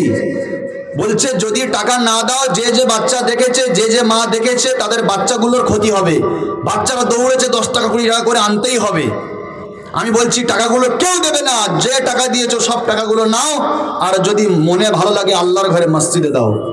সে ব্যক্তিটা দেখে অমনি দৌড়, সে আর দাঁড়ায়নি। আমি এখান থেকে বার হয়ে যাও, সোজা বার হও এখান থেকে। চালাকি পেয়েছো? যত জাদু খেলা, ওসব টোটকামো খেলা, সাপের খেলা, জাদু খেলা, বানর খেলা, হ্যান খেলা, ত্যান খেলা, ওগুলো কিন্তু বেধর্মী পাড়ায় দেখায় না, হিন্দু পাড়ায় দেখায় না। জানে হিন্দুরা টাকা দেবে না, কারণ তারা খুব চালাক। মুসলমান দেখে মজা নিয়ে চাল টাকা সব দিয়ে দিল। আমি তাকে বললাম আপনি যে পা কেটেছেন, আপনি কি আপনার পাটা আমাকে দেখান। সে বলছে হুজুর ভুল হয়ে গেছে, হুজুর কিছু বলবেন না। আমি বললাম আপনি একটা যুবক টাটকা ছেলে, আপনি কেন এখানে চাল দেখিয়ে মায়েদের টাকাটা আপনি নিলেন, কেন আপনি চালগুলো তুললেন? এগুলো কি হারাম টাকা, এগুলো কি হারাম চাল? যখন বললাম সে তখন হাতে পায়ে ধরে নিয়েছে। সে বলছে হুজুর আমি যত জায়গায় যাই কেউ আমাকে এমন রোকে না, আমার মহল্লায় এমন নিয়ম করা আছে, আমি বলেছি আমি যদি ইমাম হই ইমামের মতো ইমাম হতে হবে আমাকে, নচেত আমি ইমামতি করবো না এখানে। তারা সত্যি এত সম্মান শ্রদ্ধা ভালোবাসা দিয়ে রাখে যেটা আপনাদেরকে বোঝাতে পারবো না।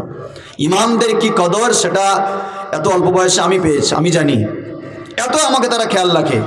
এমনকি এই যে নতুন বছর পড়লো 2025 সাল, হ্যাপি নিউ ইয়ার বলে লেখা হয় না রাস্তায়, তো রাত্রে আমি গাড়ি নিয়ে যাচ্ছি, গাড়ি লাইট পড়েছে, দেখি কে লিখে রেখেছে হ্যাপি নিউ ইয়ার। সকালবেলা পুরো টিম গিয়ে খবর নিল কারা লিখেছে, কোন বাড়িওয়ালা লিখেছে। যারা যারা লিখেছে তাদেরকে দিয়ে ঝাঁটা দিয়ে সেই লেখা মোছানো হয়েছে। এটা মুসলমানের জন্য নতুন ইয়ার্স নয়, মুসলমানের নতুন বছর হচ্ছে মুহররম, এটা হচ্ছে খ্রিস্টানদের কালচার। মুছো, এটা মুছেছে আমার সামনে তারা। 2022 সালের কথা বলছি, 22 সালে। ওটা বুঝতে পেরেছেন? এবার শোনেন, ইবলিসকে যখন ইবলিস এমন পরামর্শ দিল রহিমাকে শুকরের মাংস খাওয়া লাগবে আর মদ খাওয়া লাগবে, তখন রহিমা বলল হবে না। তখন ইবলিস আবার যুক্তি দিল, আরে রহিমা তুমি মেয়ে ছিলে, তুমি বুঝবে না।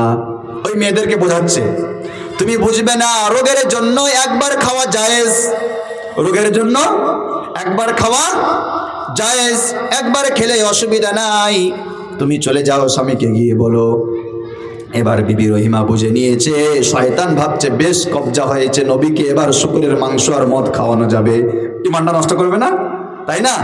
ও তো আল্লাহর কাছে চ্যালেঞ্জ করেছে ইবলিস, কিভাবে নবী আইয়ুবের ইমানটা নষ্ট করা যায়।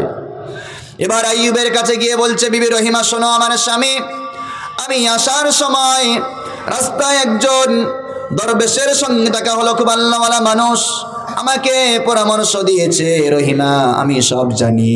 আর আমি দেখলাম হযরত সবগুলো সে বলে দিচ্ছে, আপনার নাম সহ আপনার বায়োডাটা সব সে জানে।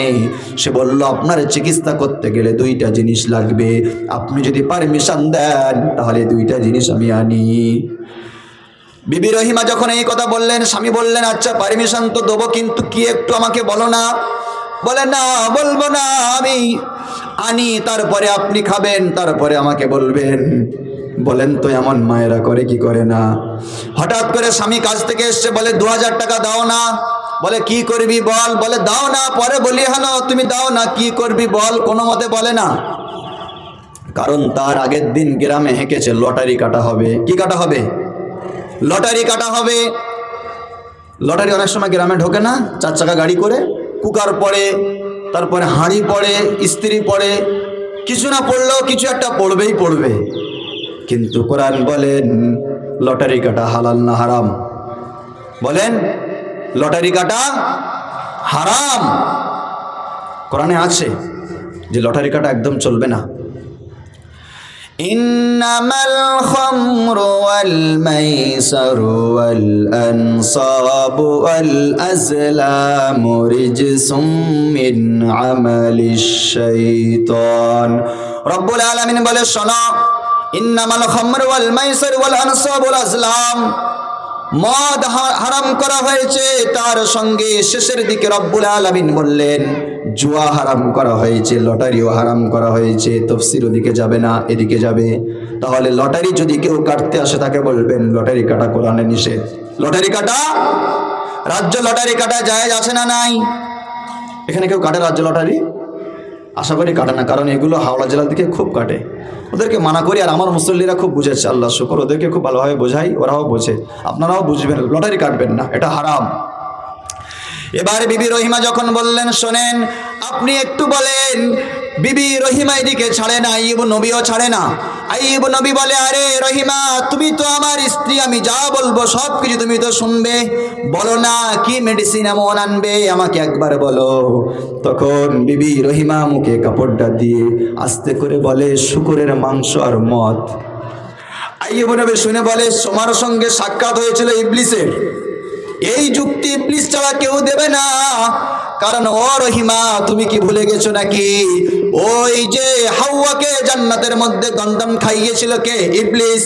আর তোমাকে মদ আর এই শুকরের মাংস খাওয়ানোর জন্য ইবলিস সেই রকম চালাকি ফিট করেছে। আমি বুঝেছি মরে যাব, তবু ওই রকম মেডিসিন খাবো না। সুবহানাল্লাহ। যদি আপনাকে কেউ বলে হয় উল্টা পাল্টা কিছু বল, না তো তোকে গোশ খাইয়ে, না তো তোকে মদ খাইয়ে দেবো, এরকম আমরা অনেক সময় মোবাইলে ভিডিও দেখি না, আমি হয়তো মাইকে বলছি না, এটা বল, না তো তোকে এক্ষুনি গর্দান উড়িয়ে দেব। অনেক সময় নির্যাতন করে না সংখ্যালঘুদের উপর কিছু ভাইরা, করে কি করে না? সেই সময় আপনি কি বলবেন বলেন? হ্যাঁ ভাই, তুমি ভাই যা বলো ভাই আমি বলে দিচ্ছি।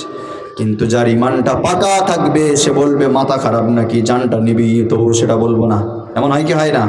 এবার আইয়ুব নবীর দিকে যাই, তিনি এবার বললেন রহিমা কোনো মতে সেটা পসিবল নয়, সেটা আমি কোনো মতে খাবো না। এবার শয়তান তো পাশ থেকে সব শুনলো, মাথায় বজ্রাঘাত পড়লো, হায় হায় কি হবে, আর তো কিছু করার উপায় নাই, কি করব? এখনো পর্যন্ত দেখছি এদের ঈমান নষ্ট করতে পারি না। একটা কথা স্মরণ করাই, যখন আইয়ুব নবীর রাজপ্রাসাদ ধ্বংস হয়েছিল তখন থেকে নিয়ে জঙ্গলে আসা পর্যন্ত 15 বছর কেটেছে। কত বছর কষ্টে কাটছে? কত বছর কাটছে? 15 বছর এমন কষ্টে কাটছে, তবুও ইবলিস আইয়ুব নবীকে কোনো দিক থেকে ঈমান নষ্ট করতে পারে না। এবার শেষে ইবলিস একটা ফের বুদ্ধি মারলো, দাঁড়া, ওই যে বিবি রহিমা গ্রামে গ্রামে গিয়ে মানুষের বাড়িতে কাজ করে, কাজ ওর বন্ধ করব। ইবলিস গ্রামে গিয়ে একটা মুরব্বি সাজলো, সাধু মানুষ সাজলো, দাড়িওয়ালা হুজুর সাজলো, সেজে একটা লাঠি নিয়ে মুরব্বি হয়ে গ্রামে গ্রামে বলতে লাগলো, আচ্ছা গ্রামের মায়েরা, তোমাদের গ্রামে একটা মেয়ে কাজ করতে আসে, সুন্দরী দেখতে, কি সুন্দর ফুটফুটে চেহারা, কত সুন্দর তার মুখের কথা, একটা মেয়ে কাজ করতে আসে না কি? বলে হ্যাঁ। বলে খবরদার খবরদার, ওই মেয়েটাকে আর তোমাদের গ্রামে কাজ করতে নেবে না, কারণ তোমরা ওই মেয়েটাকে জিজ্ঞাসা করে দেখবে, ওই মেয়েটা মিথ্যাও বলবে না, সত্য বলবে। সে তোমাদের এখান থেকে কাজ করে যায়, আর ওই জঙ্গলের মধ্যে তার একটা স্বামী পড়ে আছে, পচা রোগী মানুষ, তার গায়ে সব পোকা হয়ে গিয়েছে, তার গার যা অবস্থা, বাই চান্স সেখান থেকে তোমাদের বাড়িতে আসলে তোমাদের বাচ্চাগুলোরে তোমাদের ওই রোগ হতে পারে, তোমরা কেউ কাজে নেবে না। এই বলে পুরো গ্রাম প্রচার করলো ইবলিস। হঠাৎ করে পরের দিন সকালবেলা মা রহিমা যখন গ্রামের মধ্যে আসলো, কেউ আর কাজে নেয় না। কেউ নেবে বলেন? কেউ আর কাজে নেয় না। বিবি রহিমা চিন্তায় পড়ে গেলেন, আল্লাহ, এতটুকু তো কাজ করে খেতাম, মানুষের বাড়ি থেকে কাজ করে বাসন থালা মেজে ঘর সাফ করে আমি আমার স্বামীর মুখে রাত্রেবেলা কিছু খানা দিতাম, কিন্তু ইবলিস এই যে কাজটা করলো, আমি তো আর কিছু করতে পারবো না। এইভাবে মন খারাপ করে চিন্তা করে তিনি বাড়ির দিকে রওনা হতে লাগলেন, জঙ্গলের দিকে। হঠাৎ করে যাওয়ার সময় রাস্তায় একটা বিশাল একটা ঘর দেখতে পান। সেই ঘরের মধ্যে তিনি চিন্তা করেন, হয়তো এই ঘরে হয়তো আমার এই খবর আসে নাই, এই ঘরে যাই, গিয়ে দেখি এরা আমার কাজে নেয় নাকি। সেখানে গিয়ে বললেন, মা, আমি রহিমা, আমার স্বামী বড় অসুস্থ, আপনার ঘরে যদি কোনো কাজ থাকে আমাকে বলেন, আমি আপনার ঘরে কাজগুলো করে দেই, তার দরুন আপনি আমাকে কিছু খানা পিনা দেবেন, সেগুলো আমি নিয়ে যাব। সেই সময় সেই বাড়ির মা বলে, ও মেয়ে, আমার বাড়িতে কোনো কাজ নাই, আমার বাড়িতে কোনো কাজ করা লাগবে না, তোমার চলে যাওয়া লাগবে, আর কোনো কাজ আমার বাড়িতে নাই, তুমি এখন চলে যাও। রহিমা মাথা নিচু করে মৃদু স্বরে কান্না ভরে তিনি সেখানে দাঁড়িয়ে বলছে, মা, আমি বড় অসহায়, আমি বড় ফকিরিনী, হতভাগিনী, আমার দুনিয়াতে স্বামী ছাড়া আর কেউ নাই, আমি খেতে পাই না পাই, আজকের সারা দিন হয়ে গেল একটাও বাড়িতে কাজ পাই নাই, আমার স্বামী জঙ্গলে পড়ে আছে, মা, যদি আপনি কিছু কাজ দিতেন আমি কিছু কাজ করে আপনার কাছ থেকে বিনিময়ে কিছু নিতাম। ওই মেয়েটা বলল, মা, তোমার কাজ করা লাগবে না, আমি তোমার কিছু দিচ্ছি, চাল আর গম তুমি নিয়ে যাও।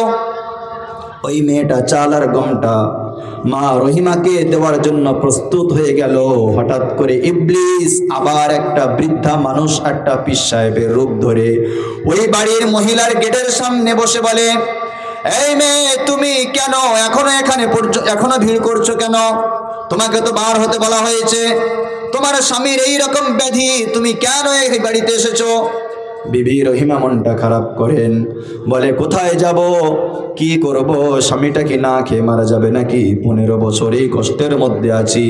বলল, হ্যাঁ, একটা শর্ত আছে, তোমার চাল গম একদিন কেন 3 দিনের দেবো, একটা শর্ত আছে, মানবে নাকি? সেই সময় রহিমা বলেন কি শর্ত মানবো? তখন বলল, একটা শর্ত, তোমার মাথার চুলগুলো সব কেটে দিতে হবে, তারপর তোমাকে 3 দিনের চাল আর গম খাদ্য দিয়ে দেব। সম্ভব? বলেন। আলোচনাটা বুঝে আসছে ঠান্ডা মাথায়? বিবি রহিমা চিন্তায় বিভোর, আল্লাহ আমি আমার এই চুল কি করে কেটে দিতে পারি? একটা মায়ের কাছে, মেয়ের কাছে তার চুলের কতটা মর্যাদা সেটা মায়েরা জানেন। তারা সব কিছু হারালেও চুল কি হারাতে চায় না। সেই সময় রহিমা বললেন, কিভাবে সম্ভব, আমি কিভাবে দেব? আমার স্বামী আইয়ুব নবী যখন উঠে বসতে পারে না, আমি রহিমা না খাওয়া পেয়ে আমি এত দুর্বল হয়েছে, আমি তাকে তুলতেও পারি না। মানুষ পড়ে থাকলে একটু ভারী হয়ে যায়। আমার স্বামীকে বলি, স্বামী গো তুমি আমার মাথার চুলটা ধরো, ধরে ওঠো। আমার এই লম্বা লম্বা চুলগুলো আমার স্বামী ধরে উঠে তিনি বসেন। যদি তুমি আজকের আমার মাথার চুল সব নিয়ে নাও, স্বামী আমার কি করে উঠে বসবে? তিনি তো উঠে বসতে পারবেন না।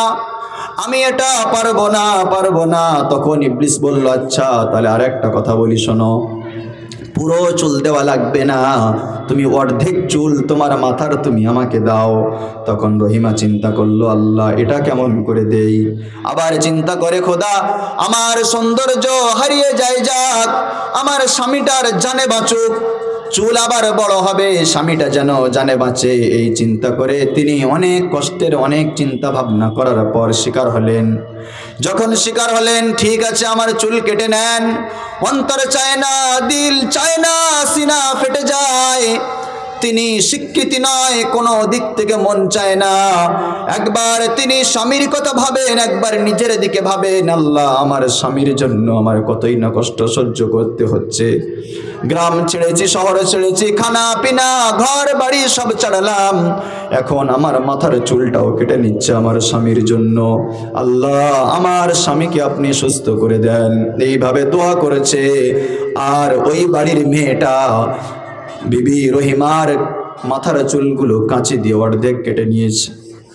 এইভাবে কেটে নেওয়ার পরে বিবি রহিমা চুলগুলো হাতে নেয় আর দেখে চুলগুলো কেমন ছোট ছোট লাগে। চুলগুলো তিনি দুপাট্টার মধ্যে ঢেকে দিলেন। চাল আর গম যা কিছু দিয়েছিল খানা, সেগুলো নিয়ে চোখের পানি মুছতে মুছতে জঙ্গলের পথে রওনা স্বামীর দিকে যাচ্ছেন। এদিক থেকে ইবলিস, তার আগে আইয়ুব নবীর কাছে একজন সাধু পুরুষ চলে গিয়েছে, একদম সম্পূর্ণ তার ফিটনেস চেঞ্জ। গিয়ে বলছে, ও নবী আইয়ুব, তুমি তোমার বিবি রহিমা, তুমি তাকে খুব সতী নারী বলে মনে করো, তুমি কি জানো সে কত বড় অন্যায় করেছে? বলে, কি অন্যায় করেছে? বলে, সে তোমার জন্য প্রতিদিন যে চাল গম খানা আনে, তুমি কি জানো সে কিভাবে আনে? বলে, না আমি তো জানি না, আমি জানি রহিমা কাজ করে, লোকের বাড়িতে বাসন থালা মেজে মেজে সেগুলো আনে। সেই সময় ইবলিস বলল, এটা মিথ্যা কথা, আমি বলছি প্রমাণ, তুমি আজকের মিলিয়ে দেখে নেবে রহিমা কিভাবে গ্রাম থেকে সে চাল আর গম আর খানা পানি তোমার জন্য আনে। প্রত্যেক দিন যায়, গিয়ে লুকিয়ে লুকিয়ে লুকিয়ে লুকিয়ে লোকের বাড়ি থেকে সে চুরি করে, চুরি করে চুরি করে তোমাকে এনে খাওয়ায়। তুমি একজন নবী, চুরি করা মাল খাও? এইভাবে আইয়ুব নবীর মাথাটা গরম করে দিচ্ছে ইবলিস। আর আজকের একটা প্রমাণ তোমাকে দিচ্ছি, দেখবে তোমার বিবি রহিমা চুরি করে আজকের ধরা পড়েছে, মানুষ তার মেরে মাথার চুলটাও কেটে নিয়েছে। তুমি দেখবে, যদি কথা বল হয় তুমি আমাকে বলবে। এই বলে ইবলিস চলে গেল। আইয়ুব নবী চিন্তা করে, হায় রে, এটা কি হতে পারে নাকি? একবার ভাবে রহিমা তো এমন কাজ করতে পারে না, আবার ভাবে না করারও কি আছে, আমি তো দেখি না। হঠাৎ করে আস্তে আস্তে যখন কান্নার আওয়াজ ভেসে আসছে আইয়ুব নবীর কানে, দেখছে রহিমার কান্নার আওয়াজ। যখন বিবি রহিমা স্বামীর কাছে আসলেন, স্বামী রহিমার দিকে আর তাকায় না, অন্যদিকে তাকিয়ে আছে, সালাম দেয়, সালামের জবাবও দেয় না, রহিমার সাথে কথাও বলে না। রহিমা যখন বলে, আপনি কেমন আছেন? বলে, যেখান থেকে এসছো সেদিকে চলে যাও। কিতাবের মধ্যে ইবনে কাসির রাহমাতুল্লাহ আলাইহি তিনি লেখেন, ওই সময় গাছের পাতাগুলো যেমন ঝনঝন করে পড়ে যায়, মা রহিমা সারাদিন খানা নাই, পানি নাই, পেটে কোনো দানা নেই, মাথার চুলটাও কেটে নিয়েছে, দাঁড়াতে যেন আর পারে না, মুখে কেন ভাষা নাই, কোনো শব্দ নাই। স্বামীর জন্য এত কষ্ট করে আসলো, সেই স্বামী বলছে চলে যা। তিনি আর কিছু বলতে পারলেন না, তিনি শুধু বললেন, জি হযরত, এইটুকু শুধু বলেছেন। আবার আইয়ুব নবী বলছে, আমার নাম ধরেও ডাকবে না তুমি, তোমাকে অনেক ভালো ভাবতাম, আজকের তোমার নামে যা শুনলাম তুমি আমার আর নয়, তিনজন তো চলে গিয়েছে, তুমি যে আমাকে এমন ধোঁকা দিয়ে ধোঁকামূলক আচরণ করবে এটাও আমি আইয়ুব ভাবতে পারি নাই। তিনি বলেন কি হয়েছে স্বামী আমাকে বলেন। তখন আইয়ুব নবী বলে তোমার সঙ্গে কোনো কথা নাই। এমন হতে হতে অনেকক্ষণ সময় হয়ে গেল। সময় হয়ে যাওয়ার পরে বিবি রহিমা আর দাঁড়াতে পারেন না, তিনি স্বামীর কাছে গেলেন। স্বামী আমার বলেন কি হয়েছে, কেন আপনি এত মন খারাপ করেন? সেই সময় আইয়ুব নবী বলল আমার কাছে এসো। কাছে আসলো, রহিমার মাথায় হাত দিয়ে দেখলো মাথার চুলগুলো অর্ধেক নাই। বলল আমি যা ভেবেছিলাম তাই, তোমার আজকের এই মুখটা এত কান্না ছল কেন, কেন এত তুমি কাঁদছো, আর তোমার মাথার চুলটা কেন কাটা? তুমি চুরি করেছো, ধরা পড়েছো, তোমাকে মারধর করেছে তাই কাঁদছো, তোমার মাথার চুল কেটেছে। আমি নবী তোমার হাতের কোনো খানা পানি দানা আর কিছু খাবো না। তুমি যে আমাকে চুরি করা মাল খাওয়াও, আমি সুস্থ যদি হয়ে যাই তোমাকে 100 বার বেত্রাঘাত করব, আমি কথা দিলাম। বিবি রহিমা চিন্তায় মাথা খারাপ হয়ে যায়, রব গো কি হলো আর কি হলো, কি আমি করলাম, আর আমার স্বামী আমার উপরে কি এমন ধারণা করলো? সেই সময় রহিমার দাঁড়াতে পারলেন না, তিনি জ্ঞান হারিয়ে আইয়ুব নবীর পাশে পড়ে গেলেন। আইয়ুব নবী পাশে পড়ে যাওয়ার পরে তিনি আর জ্ঞান আসে না। হঠাৎ করে রব্বুল আলামিন জিবরিল আমিনকে বলেন ও জিবরিল আমিন, ওই দূর জঙ্গলে শাম দেশের জঙ্গলে আমার আইয়ুব আছে, আর তার সাথে বিবি রহিমাও আছে, তুমি চলে যাও আমার আইয়ুবকে বলে দাও ও আইয়ুব, ওই যে তোমার কাছে এসে রহিমার ব্যাপারে ব্যাড রিপোর্ট দিয়েছিল সে ছিল শয়তান। জিবরিল আমিন আলাইহিস সালাতু ওয়াস সালাম আসলেন। আসার পরে বললেন ও আইয়ুব, আপনি যে ব্যাপারটা তার উপরে আপনি ধারণা করেছেন এটা সম্পূর্ণ মিথ্যা কথা, এটা সম্পূর্ণ ভুল কথা। আপনি শোনেন কিভাবে বিবি রহিমার এমন অবস্থাটা হয়েছে। বিবি রহিমার অবস্থাটা সম্পূর্ণ তিনি খুলে বললেন। বলার পরে মৃদু সুরে রহিমাকে ডাক দেন, আইয়ুব ও রহিমা ওঠো, আমার ভুল হয়েছে, আমি বুঝতে পারিনি। তখন রহিমা উঠে বললেন স্বামী আমারও ভুল হয়েছে, কারণ আপনার অনুমতি ছাড়া আমার শরীরের চুল কাটাটা আমার জন্য জায়েজ হয় নাই, ঠিক হয় নাই। কিন্তু স্বামী গো, আপনি রাত্রেবেলা না খেতে পেয়ে হয়তো মারা যেতে পারেন, সেজন্য আমি আমার জানের মায়া করলাম না। ওরা আমার মাথার সব চুলগুলো কাটতে চেয়েছিল, আমি দেই নাই। আমি এই জন্য অর্ধেক চুল আমার মাথায় রাখলাম। আপনি যখন আমার বিছানায় উঠে বসেন, যদি আমার মাথায় অর্ধেক চুল থাকে অন্তত আপনি অর্ধেক চুলটা ধরে উঠে বসতে পারবেন, নচেত আমি আমার চুল দিতাম না স্বামী আমার। আমি আপনাকে আগে থেকে অনুমতি নেইনি, আমার ভুল হয়েছে, ক্ষমা করে দেন। আইয়ুব নবী বলে জান বাঁচানোর খাতিরে তুমি দিয়েছো, অসুবিধা নাই, আল্লাহ তোমাকে ক্ষমা করে দেবে।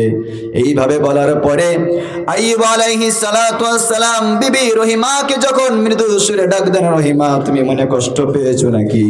বিবি রহিমা ওই পচা গলা স্বামীর বুক জড়িয়ে ধরে কাঁদে আর বলে স্বামী গো, এই যে 17টা বছর পার হয়ে গেল, 18টা বছরের পড়লো, একদিনের জন্য আমি আপনার ছেড়ে যাই নাই। আপনি আমাকে যেতে বলেছেন তবুও যাই নাই। আপনার এই পচা পোকা গুলো হাত আমার লেগে লেগে আমার হাতের মধ্যে কেমন দুর্গন্ধ, তবুও আমি যাইনি।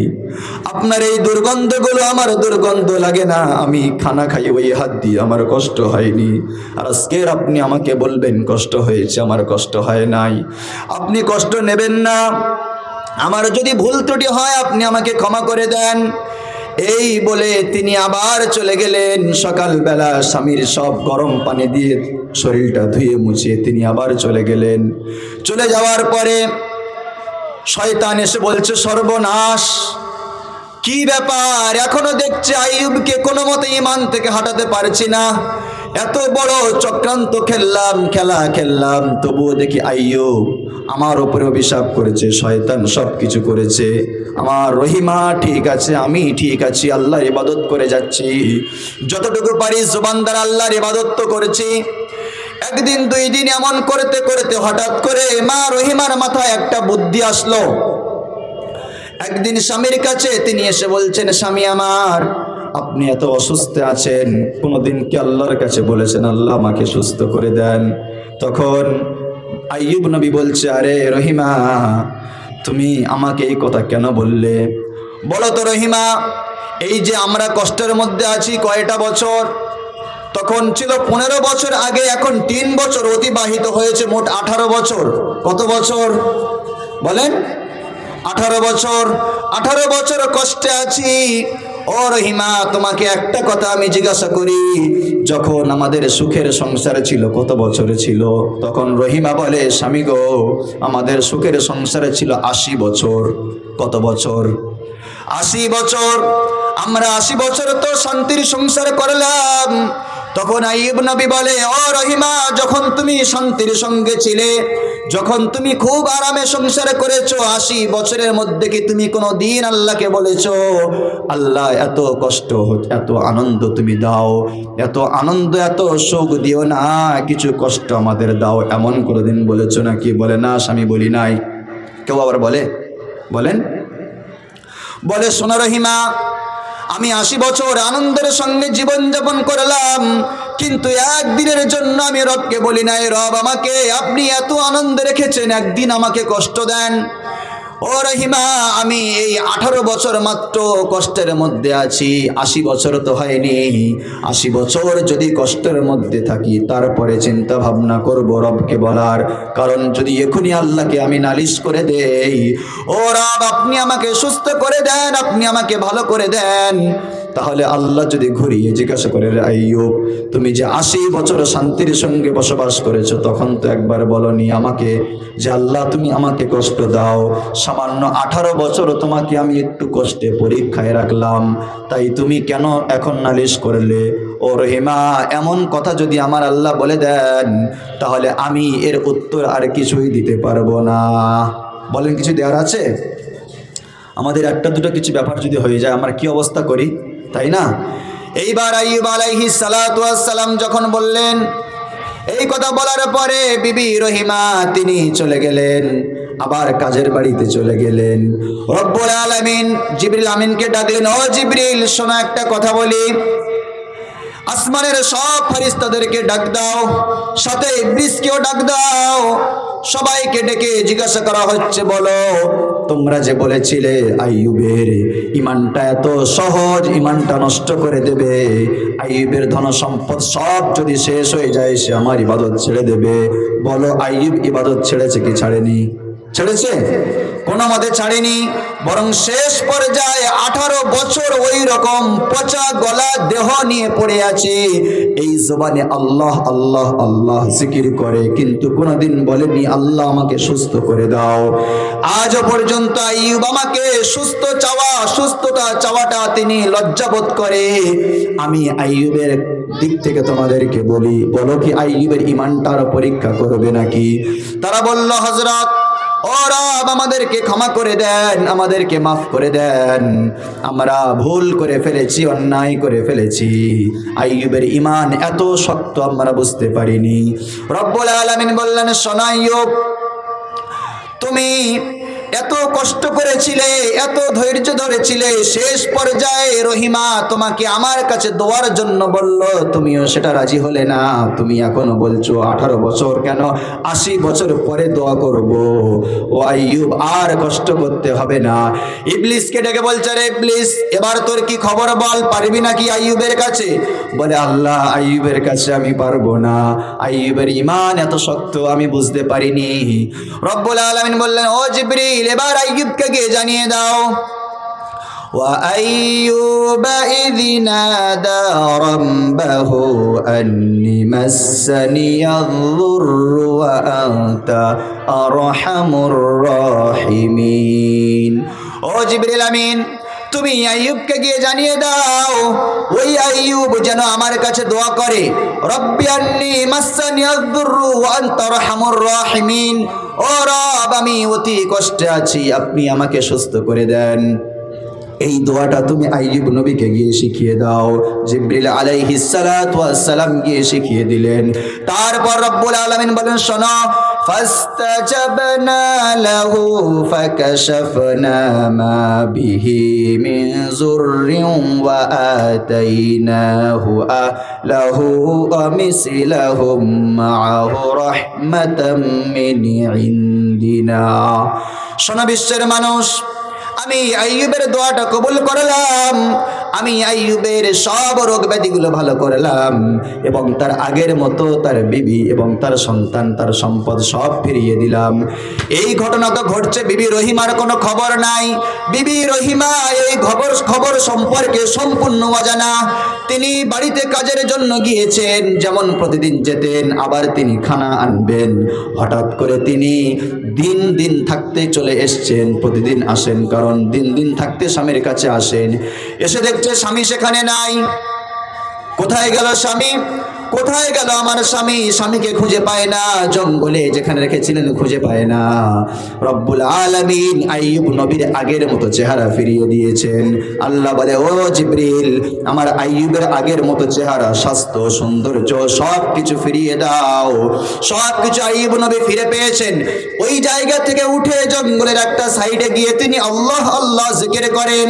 সেই সময় বিবি রহিমান সেখানে আইয়ুব নবীকে না পেয়ে খুঁজতে খুঁজতে সেখানে গিয়ে পিছন দিক থেকে বলছেন, কে আপনি? তখন আইয়ুব নবী বলে, কে আপনি?